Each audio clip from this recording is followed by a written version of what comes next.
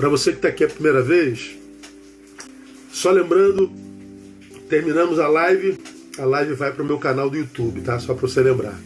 E você que está a primeira vez, a gente tem conversado sobre um projeto chamado Ser Humanidade. Então a gente está conversando sobre Jesus de Nazaré, sobre o que diz a Bíblia, sobre coisas que para mim interessam, as questões teológicas, filosóficas. Tem outros pastores que fazem isso. Você pode procurar isso em outro lugar. Aqui a gente fala de cotidiano, a gente fala de dia a dia, a gente fala do que carrega no coração, a gente fala do evangelho praticado, não do evangelho discursado, não do evangelho que se discute, mas do evangelho que se pratica. É aquele que a gente começa desde a hora que acorda até a hora que dorme e a gente tenta fazer da nossa vida um culto. Por que a gente está nesse projeto? Porque eu acredito que em Cristo a gente está no caminho, vai dar no céu de qualquer jeito. Em Cristo a gente está no caminho, não vai dar no inferno de jeito nenhum. Então a nossa eternidade está resolvida. Agora a gente tem que resolver os nossos problemas cotidianos, do dia a dia. Então é por isso que a gente está conversando sobre ser humanidade. Então aquela espiritualidade que só fala de céu, de eternidade, de transcendentalidade, tem outros lugares que dá para conversar. Aqui eu prefiro, mais do que discutir o destino, eu prefiro discutir o jeito de ir. Então é o nosso projeto para esse tempo aqui, tá bom? Então eu vou desligar aqui para a gente recomeçar. No nosso projeto Ser Humanidade, nós já conversamos sobre desconstrução humana, falando de Demas, e até terça-feira passada nós falamos sobre amor iceberg. E a gente leu o capítulo 24 de Mateus, onde Jesus fala sobre o princípio do fim, e nós aprendemos que o primeiro sintoma da geração do tempo do fim é o esfriamento do amor. Por se multiplicar a iniquidade, o amor de muitos esfriará.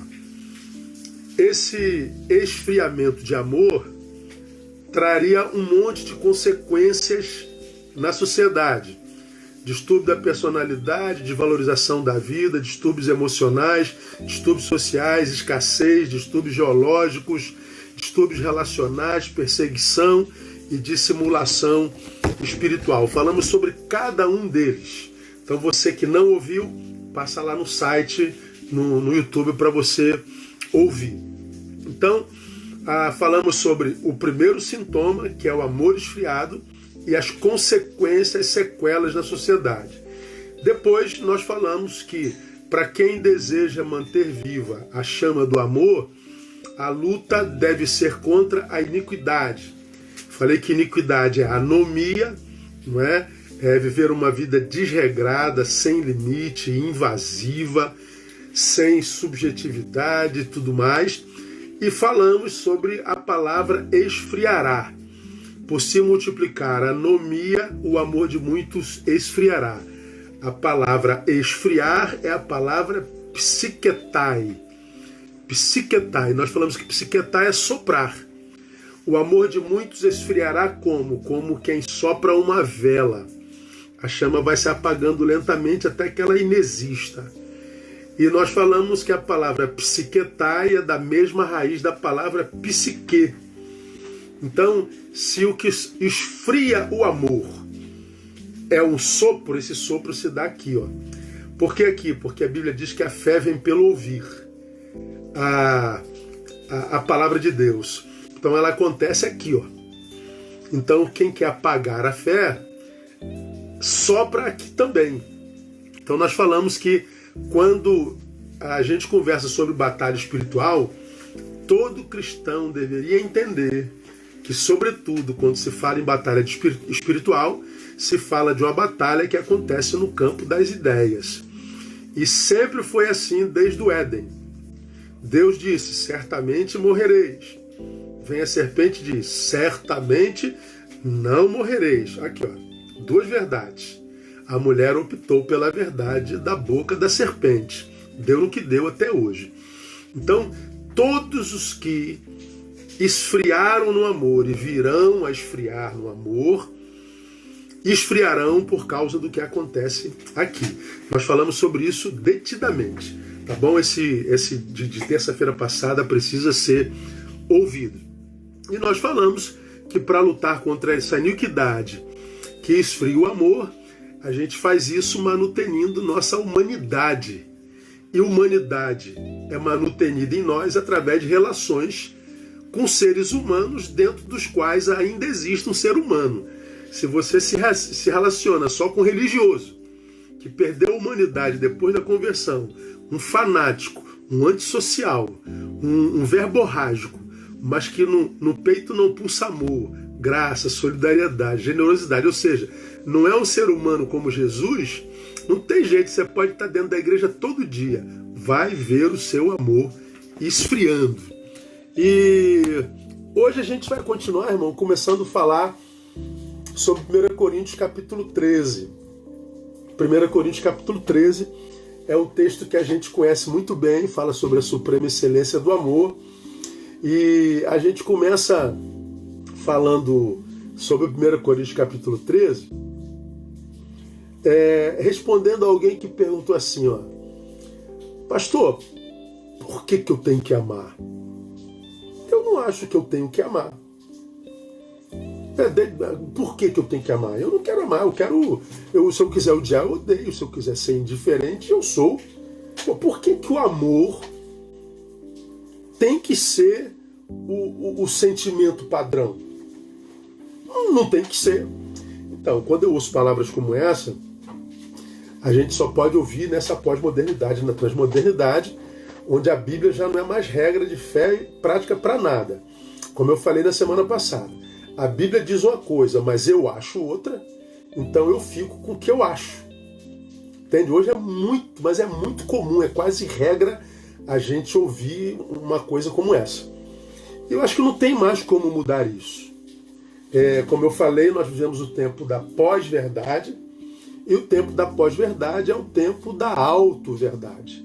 Verdade é o que eu creio, não é o que você crê, e hoje nem é mais o que a Bíblia diz.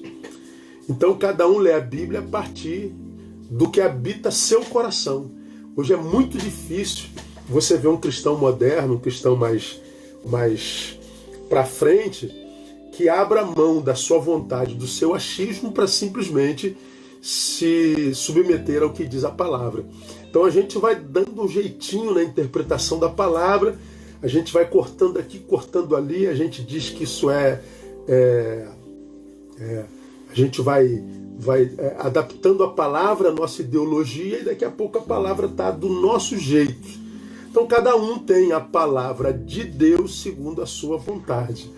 Então isso é muito relativo. Então por que eu tenho que amar? Tem que amar porque a Bíblia diz que a gente tem que amar. E a gente vai falar sobre isso aqui. E outra, essa palavra eu já compartilhei com a minha igreja há muito tempo atrás, e eu acho ela fundamental para um tempo como hoje.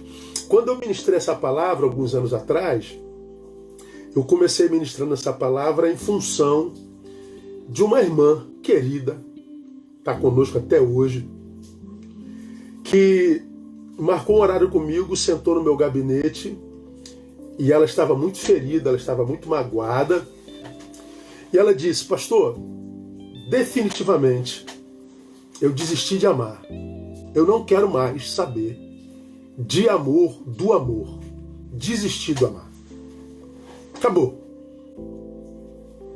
E eu a perguntei por quê? Por que você desistiu de amar? Porque o amor me fez sofrer demais. Amei e só recebi ódio, traição, ingratidão. Desisti de amar. Eu não quero mais saber do amor. Essa senhora, ela é referência para uma grande porcentagem dos seres humanos hoje no mundo. Gente que acha que o amor não vale a pena, que o amor é uma bobagem, que o amor é um detalhe na existência humana, que a gente usa se quiser e não usa se não quiser. Bobagem. Ela disse, eu desisti de amar porque o amor me fez sofrer demais. Agora, por que a gente tem que amar, irmão? Por causa do que eu disse para essa mulher, extraindo de 1 Coríntios capítulo 13, que eu já citei aqui. Mas é bom lembrar.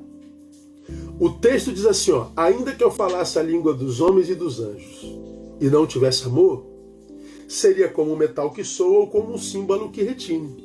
É aquele sino que você bate, bem, acabou. Pouca duração. E ainda que tivesse dom de profecia e conhecesse todos os mistérios e toda a ciência, e ainda que tivesse toda a fé de maneira tal que transportasse monte e não tivesse amor, olha a colocação da palavra, nada seria. Olha o texto. Ainda que distribuísse todos os meus bens para o sustento dos pobres, ainda que entregasse o meu corpo para ser queimado e não tivesse amor, nada disso me aproveitaria. O amor é sofredor, é benigno, o amor não é invejoso, o amor não se vangloria, não se soberbece, não se porta inconvenientemente, não busca seus próprios interesses, não se irrita, não suspeita mal, não se regozija com a injustiça, mas se regozija com a verdade. Tudo sofre, tudo crê, tudo espera, tudo suporta. Mas, havendo profecias, serão aniquiladas, havendo línguas, cessarão, havendo ciência, desaparecerá. Porque em parte conhecemos, em parte profetizamos. Mas quando vier o que é perfeito, então o que é em parte será aniquilado. Quando eu era menino, falava como menino, sentia como menino, discorria como menino, mas logo que cheguei a ser homem, acabei com as coisas de menino. Porque agora vemos em parte, por espelho, em enigma. Mas então veremos face a face. Agora conheço em parte, mas então conhecerei plenamente como também sou plenamente conhecido. Agora, pois, permanecem a fé, a esperança e o amor. Estes três, mas o maior destes é o amor. 1 Coríntios capítulo 13, um dos textos mais lindos da Bíblia Sagrada. Então, quando uma pessoa diz assim, ó, eu desisti de amar, de repente é teu caso. Pastor, amei e só recebi pancada.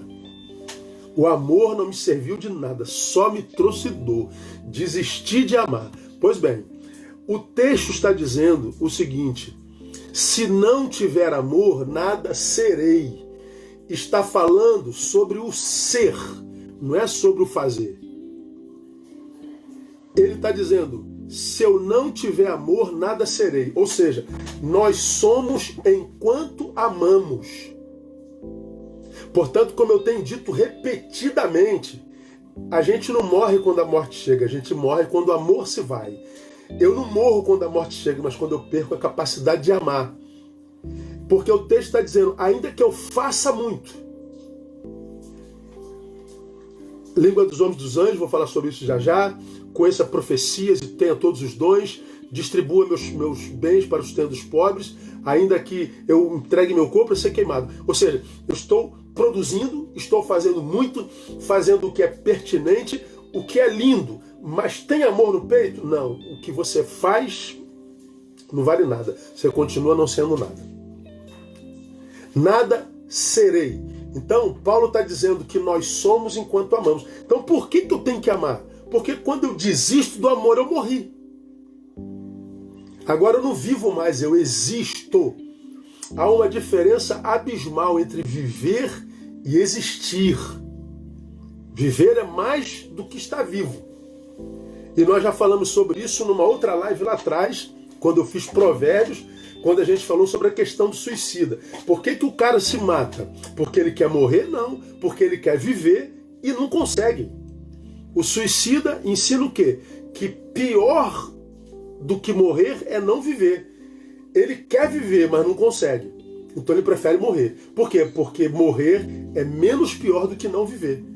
Então, não estar morto não significa dizer que está vivo. São coisas diferentes. Paulo está dizendo que o que nos mantém vivo é o amor.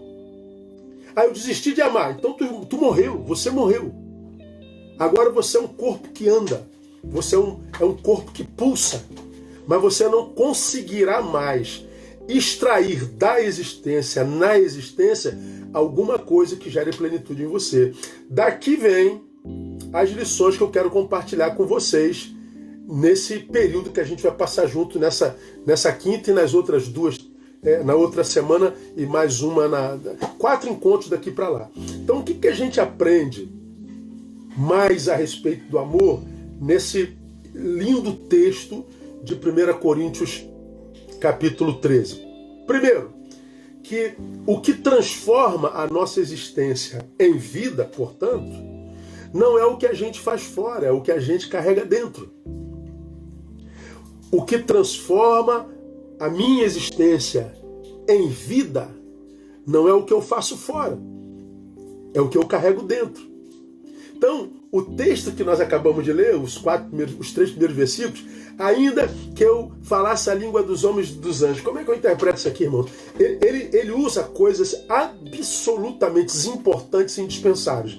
Quando ele diz, ainda que eu falasse a língua dos homens e dos anjos, ele está dizendo, ainda que eu tivesse essa capacidade diplomática, essa capacidade de ser um porta-voz do céu aos homens. Se eu falo a língua dos anjos, ele está dizendo, vamos imaginar que céus e terra entraram em litígio, não falam mais a mesma língua. A terra não entende os céus e os céus não entendem a terra ou se calaram por causa disso. Porque a gente sabe que Deus só fala com quem ele sabe e vai ouvir. Se a gente não ouve, ele se cala. Então ele está dizendo, eu posso ser aquele camarada que vejo céus e terra em litígio. Eu entro com a minha capacidade diplomática e eu traduzo Deus aos homens. E eu traduzo os homens a Deus. E eu faço a conexão. Eu restabeleço a comunhão entre céu e terra. Ele está dizendo, eu posso ter essa capacidade de unir céu e terra. Mas se eu não tiver amor, nem essa coisa grandiosa transforma a minha existência em vida. Ainda que eu falasse a língua dos homens, ou seja, ele está dizendo que ele pode pegar um casal que está em litígio, não consegue mais falar a mesma língua, essa família vai acabar. Aí entra o Neil com sua capacidade de falar a língua dos homens e ele traduz essa mulher ao marido, ele traduz ao marido a mulher e ele restaura um casamento. Ele está vendo nações se digladiando, guerra matando, desconstruindo. Ele está dizendo, eu entro com a minha capacidade dialogal, com a minha capacidade diplomática, e eu então acabo com as guerras entre os homens. Ele está dizendo, Neil, você pode fazer essas coisas lindas e maravilhosas e necessárias. O que você carrega no peito, Neil? Eu carrego nada, pastor. Eu carrego vazio. Então nada do que você fez do lado de fora vai transformar a tua existência em vida. Não é o que você faz fora. Ele está dizendo ainda que eu tivesse o dom da profecia. Dom da profecia, conhecer todos os mistérios e ciência, ainda que tivesse toda a fé, de maneira tal que transportasse os montes e não tivesse amor, ele diz, nada seria. Então ele fala dos mais importantes dons. O da profecia, que teoricamente é descobrir o futuro. Eu sei o que vai acontecer lá. Deus me revela, de modo que eu não sou acometido por ansiedade nem por medo, que são paralisantes humanos. Eu posso conhecer toda a ciência, dar a resposta que a ciência não consegue. Eu posso ter fé a ponto de transportar os montes dos lugares. Ou seja, nada me abala, porque eu seria como o monte de Sião. Ele está dizendo, você pode viver essa experiência religiosa extraordinária. Tem amor aí? Não. Você é um religioso vazio e morto. Ainda que eu distribuísse todos os meus bens para o sustento dos pobres. Ele está dizendo, ainda que eu fosse um filântropo mor, ainda que eu fosse um Bill Gates e distribuísse toda a minha fortuna para o sustento do pobre, para acabar com a fome na África. Tem amor, Neil? Não. Então nada do que você faz fora transforma a tua existência em vida. Ainda que eu entregasse o meu corpo para ser queimado, me transformasse num mártir, morresse no lugar de alguém. Tem amor, Neil? Não. Então, você continua sendo um nada. Você é um nada que respira. Você é um nada ontológico. Vou ligar aqui o vento. Você é um nada. Pois bem, eu acho que ser nada é absolutamente cansativo, sabe? Eu tenho me encontrado com gente absurdamente cansada. Desculpa aí, gente, estou ligando um negócio aqui. Ao vivo é assim mesmo. Eu tenho me encontrado com gente absolutamente cansada, desistente. Eu tenho trabalhado com a questão do suicídio há quase 20 anos. Eu sou um dos primeiros pastores nesse país a falar sobre suicídio. Lido com famílias enlutadas o tempo inteiro. Atendo gente da mais alta sociedade, vazia, infeliz. E algumas pessoas não conseguem entender de onde vem esse vazio. Eu estou numa guerra aqui com o ventilador, rapaz. Diz que agora foi. Algumas pessoas perguntam assim, pastor, de onde vem esse vazio? De onde vem isso tudo? Bom, eu costumo dizer que vazio é vida não vivida. Vou falar sobre isso mais lá na frente, quando eu falar sobre ansiedade. A vida que a gente não viveu hoje, a vida que a gente não viveu ontem, porque a gente estava aborrecido, chateado, amargurado, frustrado, deprimido, decepcionado, e a gente se permite vitimizar pelo que fizeram. Aí, o abraço que eu tinha que ter dado hoje, o beijo que eu devia ter dado hoje, a mão que eu deveria ter estendido, aquela corrida que eu deveria ter dado, nada disso foi feito, vida não vivida. No lugar do que não foi feito, o nada. Você junta o nada de hoje com o nada de ontem, com o nada de amanhã. Esse nada acumula. Ele é cumulativo, é um paradoxo. Daqui a pouco o sujeito está com o peito, com vazio do tamanho da eternidade. Que vazio é esse, pastor? Vida não vivida. Vida não vivida. Ora, se é vida não vivida, pastor, por que a gente cansa tanto dessa vida? Por causa do nada. Esse nada habita num corpo e numa vida absolutamente cheia de potencialidade e cheia de vida.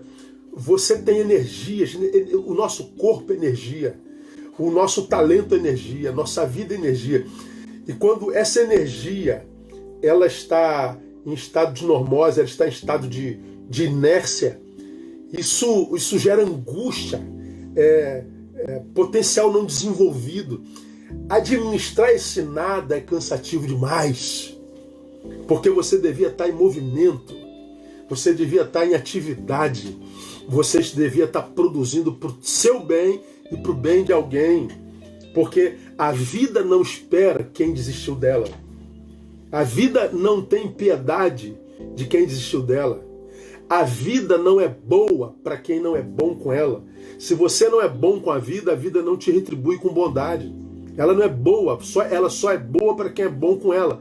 Então esse nada é angustiante demais. Então, se você desiste de amar, o que você carrega é o nada. Você não é. Você existe. Então o amor é o que transforma a nossa existência em vida. Eu acho que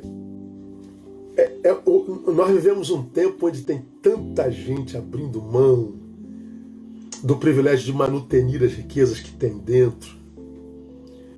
E abrem mão de manutenir a riqueza que tem dentro, por quê? Porque estão ocupados demais do lado de fora, produzindo alguma coisa que não é tão importante quanto aquilo que carrega dentro. A gente não tem tempo mais para meditação. Bem-aventurados os que na sua lei meditam. Então, bem-aventurado para a palavra não é quem lê a Bíblia, mas quem medita nela, quem gasta tempo. A gente não tem tempo para o filho. A gente diz, papai está trabalhando para te dar o melhor. Nada, mentira. Você está trabalhando porque você viciou. Você é workaholic, viciou, porque o melhor que um pai pode dar para o filho não é presente, é presença. A gente não tem tempo para a esposa, a gente não tem tempo para o marido, a gente não tem tempo para os amigos, cara. A gente não tem tempo para sentar à mesa. A gente não tem tempo para sorrir e para brigar. A gente não tem tempo. Pois é. O que acontece? A gente não vai manutenindo aquilo que de fato é vida em nós. O que a gente faz do lado de fora é produção. É o que a gente faz. A gente é o que a gente carrega dentro.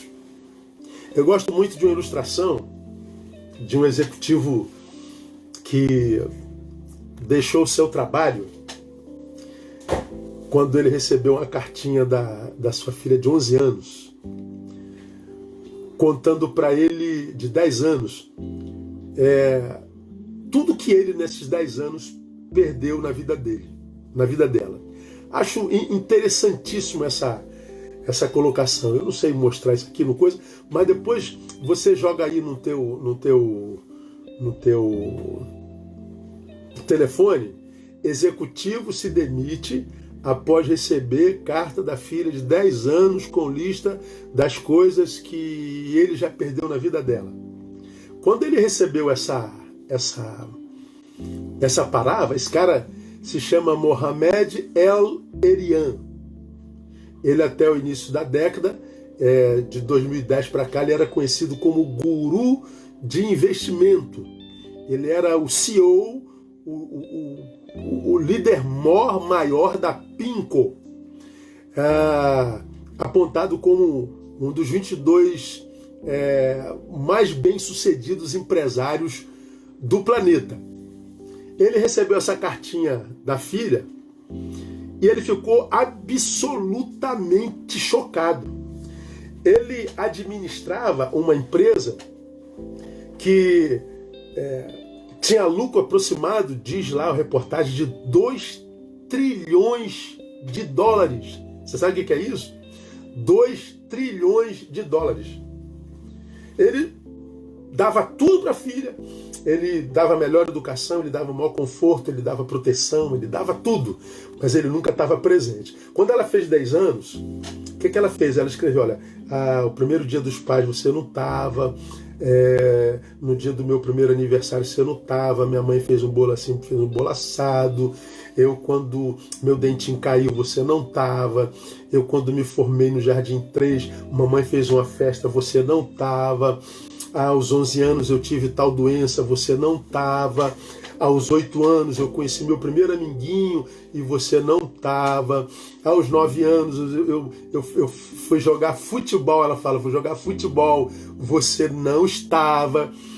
Ela fez uma lista da preciosa vida dela, da qual o pai não fazia parte. Quando ele ouviu aquilo, irmão, ele ficou tão chocado que ele resolveu pedir demissão do trabalho dele. Todos os seus parceiros de trabalho, de investimento, chamaram-no de louco, chamaram de maluco, de retardado. Como que você pode largar uma empresa que tem um ativo de 2 trilhões de dólares? Ele falou: eu descobri que tem uma coisa mais preciosa que eu estou perdendo na minha vida, que é o crescimento da minha filha. Ele falou: eu estou ganhando dinheiro, estou ficando famoso, mas eu estou abrindo mão do amor, eu estou abrindo mão da família, eu estou abrindo mão da graça de ser pai, eu estou abrindo mão da graça de ser marido, eu estou abrindo mão daquilo que de fato dá sentido à vida. Ele está dizendo: eu estava trocando aquilo que tem valor por aquilo que tem preço. Eu falo muito sobre isso. Quantos de nós trocando aquilo que tem valor por aquilo que tem preço? Dá para explicar, pastor? É possível que alguém ainda não saiba o que é isso. Por exemplo, trocar o que tem valor pelo que tem preço. Seu trabalho, seu carro. Quanto custa seu carro? Meu carro custa 200 mil. Tem preço? Dá para viver sem isso. Minha casa custa 10 milhões. Tem preço? Então dá para viver sem isso. Meu sítio custa 1 milhão. Tem preço? Então dá para viver sem isso. Agora, quanto custa o sorriso do teu filho? Quanto custa a saúde do teu filho? Quanto custa o orgulho do teu filho? Não tem preço, tem, irmão? Não tem. Pois bem, se não tem preço, tem valor. São essas coisas que não têm preço que trazem sentido à vida. Porque é o que a gente carrega dentro, irmão. Então, quando uma pessoa diz assim: eu desisti de amar, você está dizendo: eu cometi um suicídio existencial. Um suicídio processual. Troquei o que tem valor pelo que tem preço. E como eu já tenho dito, o dinheiro, ele compra tudo, menos o que é essencial para a vida. O dinheiro compra uma cama king size, mas não compra sono. O dinheiro compra remédio, mas não compra saúde. O dinheiro compra a biblioteca de Alexandria, mas não compra sabedoria. O dinheiro compra mulheres, homens, mas não compra o amor deles. O dinheiro compra bajuladores, mas não compra a amizade deles. O dinheiro compra tudo, menos o que traz sentido à vida. Porque o que traz sentido à vida não tem preço. Por isso que é muito comum, gente, a gente encontrar alguns mendigos existenciais morando nas coberturas do Brasil. Como aqui no Rio de Janeiro, alguns mendigos existenciais morando nas coberturas na Avenida Atlântica, na Vieira Solto, em frente à praia de Copacabana, de Ipanema, Leblon.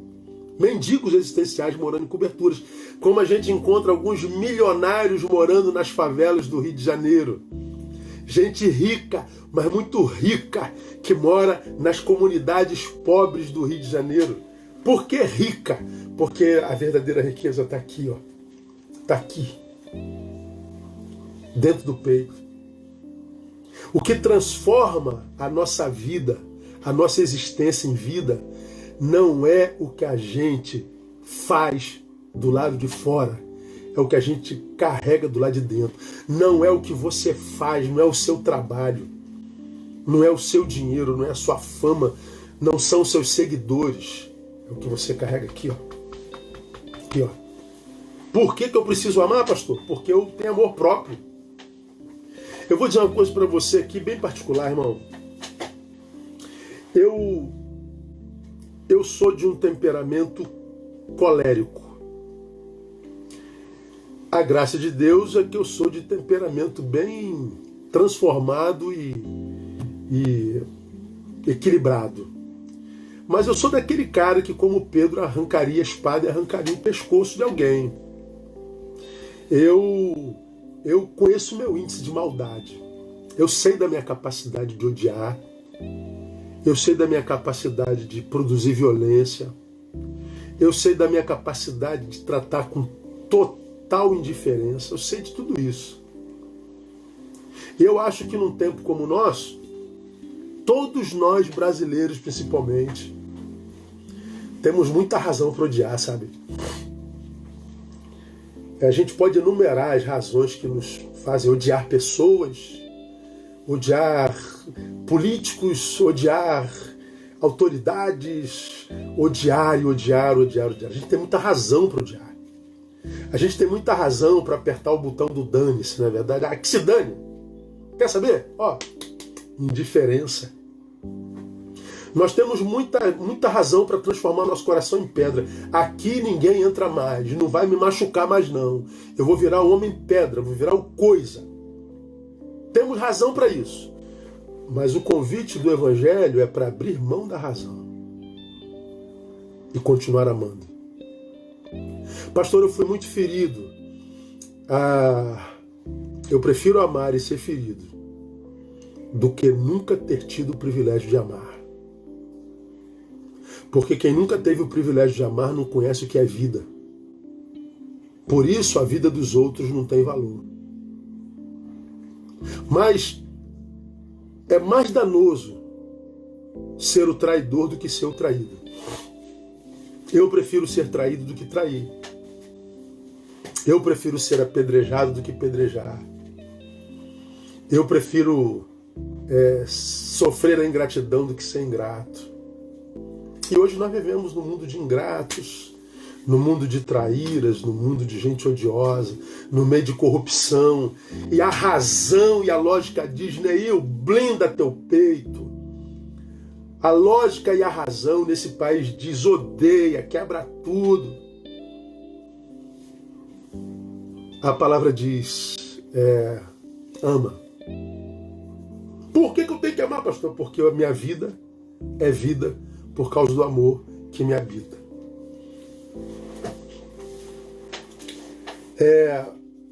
Para a gente terminar esse tópico por segundo, é só a gente parar para pensar, irmão, por exemplo, como nossos sonhos mudam a proporção do lugar que a gente está, para você ver como é que não são as coisas que trazem sentido para a nossa vida. Preste atenção.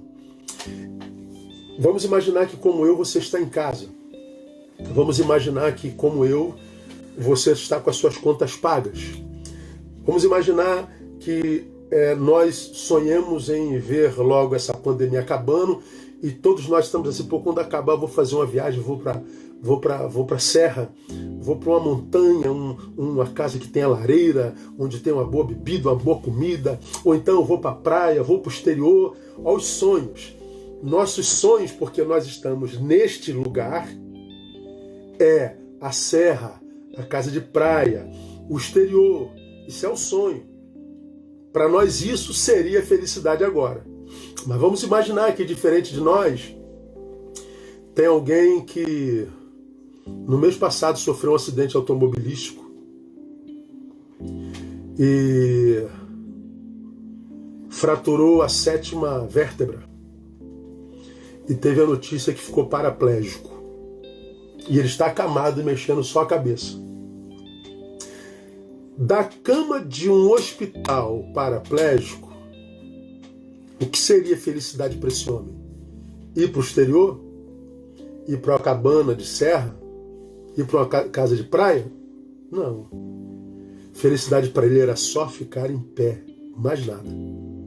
Tudo que eu quero na vida é voltar a andar. Vamos imaginar aquela pessoa que teve um problema no intestino, botou uma bolsa colostômica. O que é felicidade para ele? Felicidade é só ver meu intestino voltar a funcionar de novo. Felicidade, desculpa o termo, era fazer cocô normalmente. Você entende como é que felicidade muda a proporção do lugar onde a gente está? Uns daqui sonham com Nova York. Outros na cama só querem ficar em pé. Outros doentes só querem fazer cocô. Muda, né? Pois bem, felicidade não tem com as coisas. Porque o que é felicidade para o que está na cama é ficar em pé. Nós estamos em pé e estamos infelizes. Para o outro é ir no banheiro. Nós vamos e estamos infelizes. Então, a felicidade não é uma coisa que eu faça. É aquilo que eu carrego dentro. A gente ama porque só amando a gente faz manutenção da vida. Vamos avançar mais um pouquinho. Nós temos ainda 20 minutos. Segundo tópico, aqui a gente termina.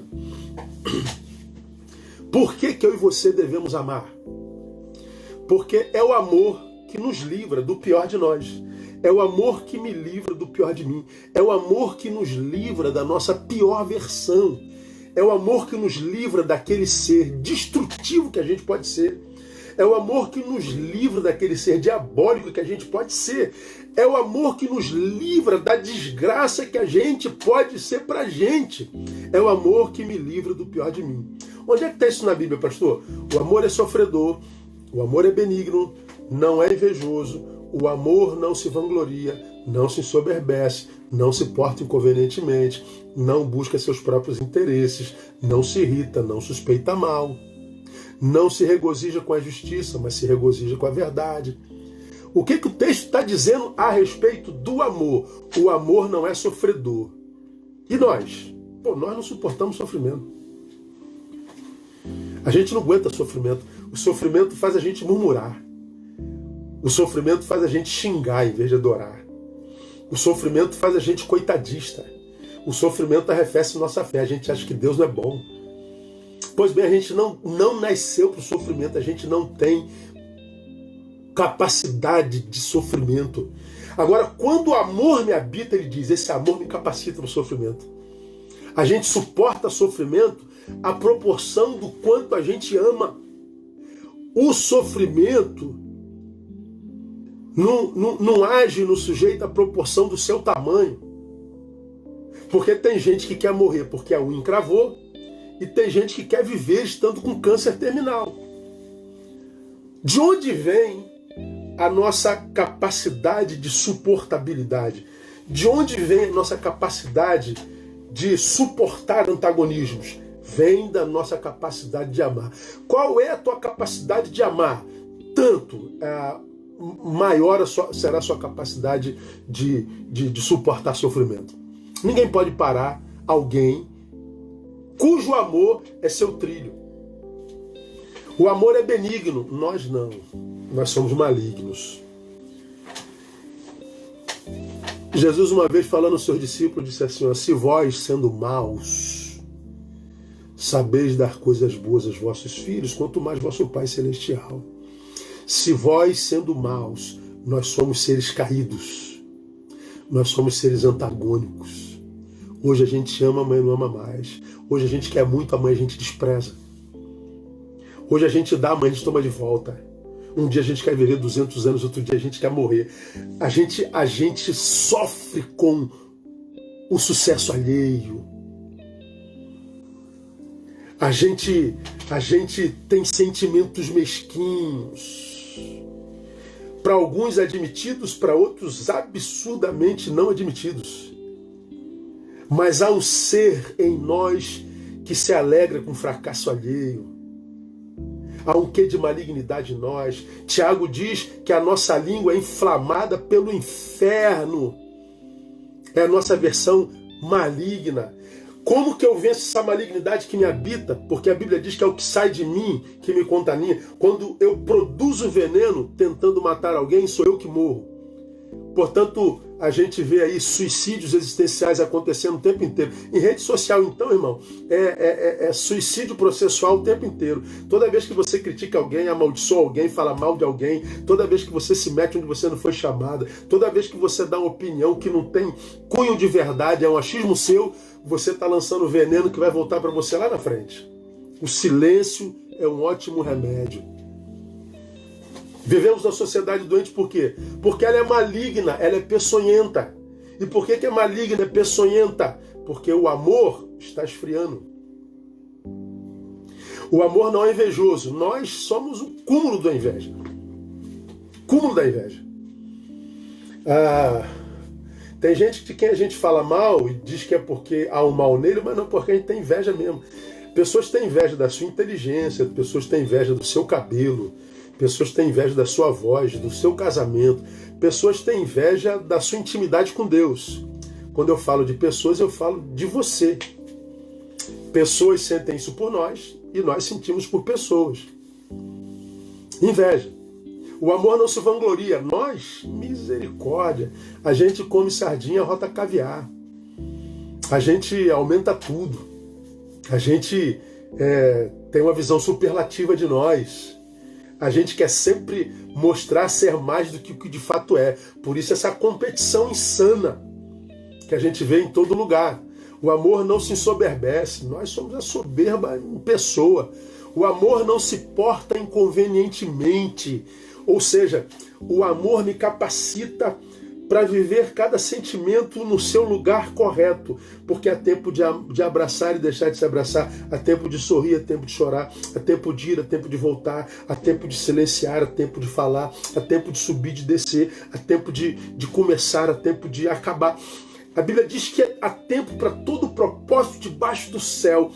Quem é que me capacita para que eu não atravesse as encruzilhadas da existência com um comportamento equivocado que vão me sabotar lá na frente? É o amor.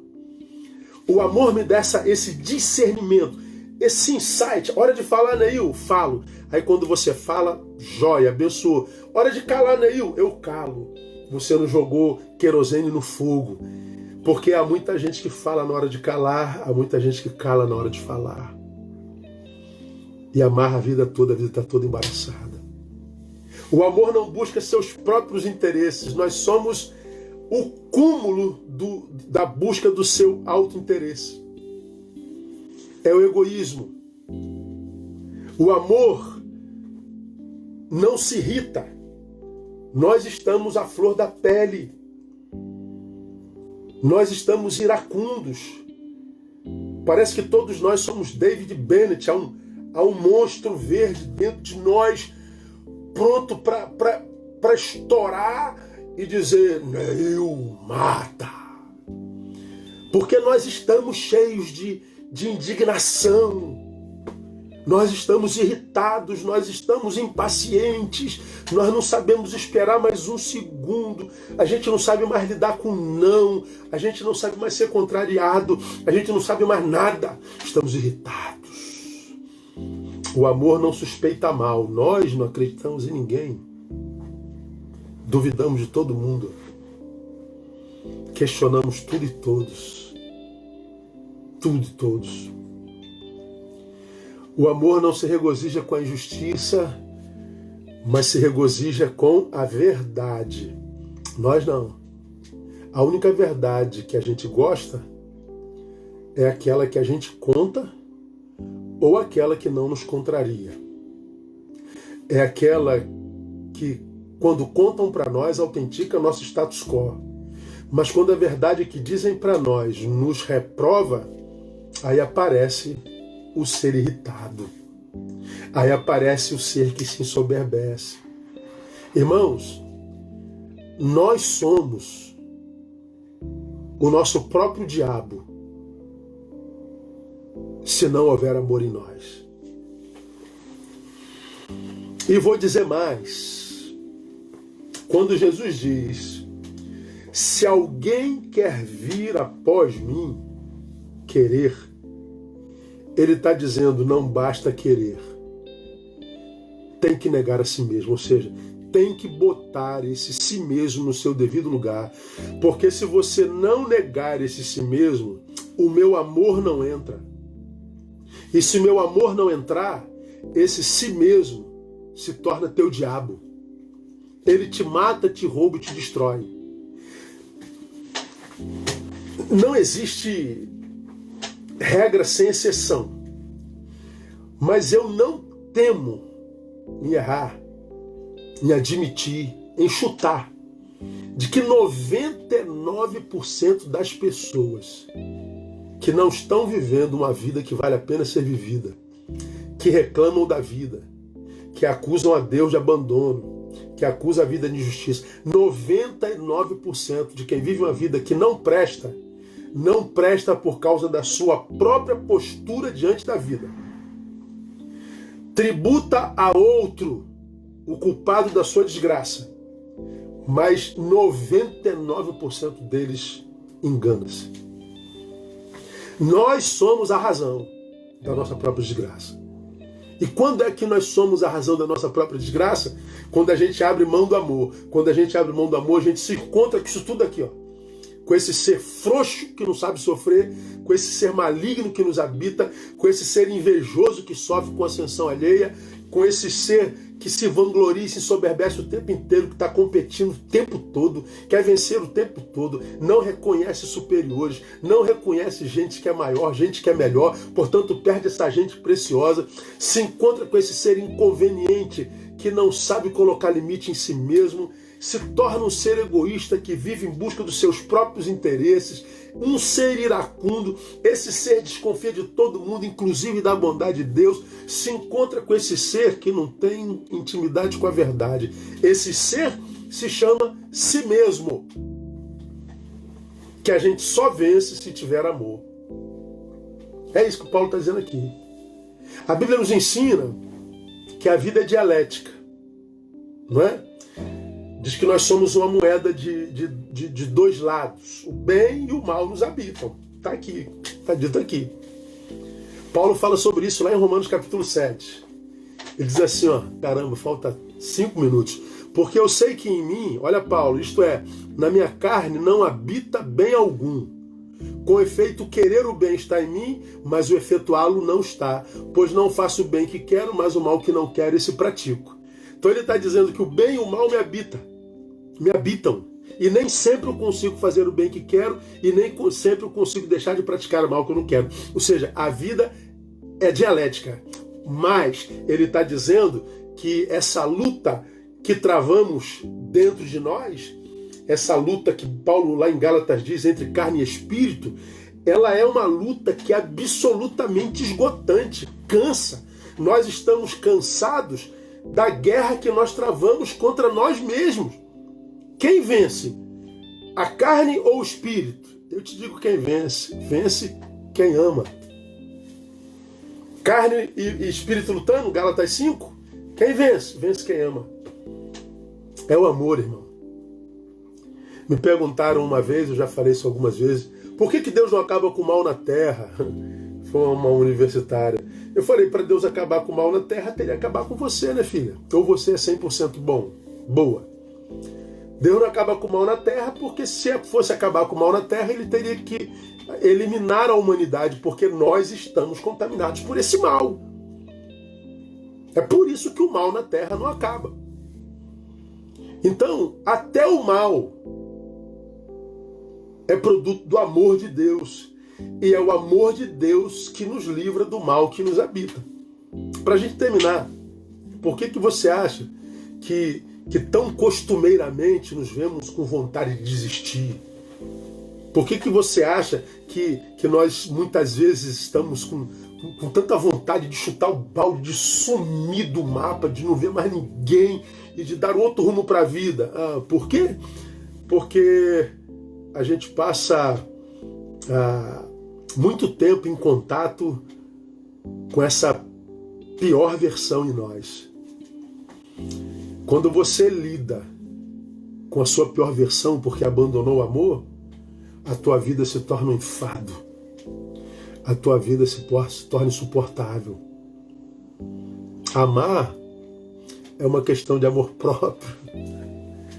Por que eu preciso amar, irmão? Primeiro, porque a nossa existência se transforma em vida, não em função do que a gente faz fora, mas em função do que a gente carrega dentro. E a gente ama por quê? Porque é o amor que nos livra da nossa pior versão. É o amor que nos livra do pior de nós. É o amor que me livra do pior de mim. E lutar contra essa minha pior versão cansa demais. E pior, se não fizer opção pelo amor, a pior versão vence. Então, meu irmão, nesses 3 minutinhos, reconsidera o fato de não amar mais. E a nossa vida é restituída em amor quando a gente escolhe amar a Deus sobre todas as coisas. A nossa vida volta a ser uma vida que vale a pena em amor quando a gente resolve devolver o amor que Deus ofertou a nós através de Jesus na cruz do Calvário. Quando a gente resolve sair do discurso, do blá blá blá, e a gente simplesmente resolve encarnar tal amor. E quando você encarna esse amor, você pode fechar a boca, você pode falar pouco, você pode aparecer pouco, não precisa vender imagem mais nenhuma. A sua vida vai marcar a sua geração, a sua vida vai ser bênção na vida daqueles que estiverem ao seu redor.